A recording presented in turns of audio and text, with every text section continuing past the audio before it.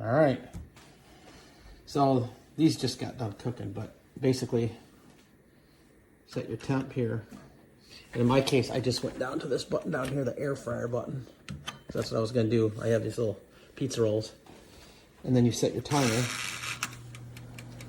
and away it goes. So I followed the recipe. It was 6 minutes.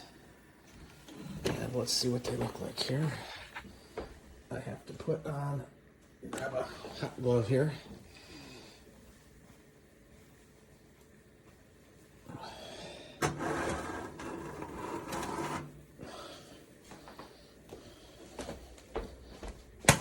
Oh yeah, they are crispy, both sides. One side's a little more done, but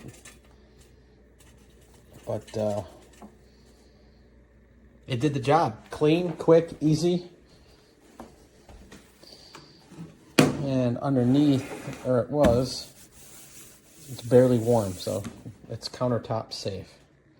Yeah, pretty slick. Haven't tried toast yet, but this is probably what we use it for the most, all the nasty, delicious frozen appetizers.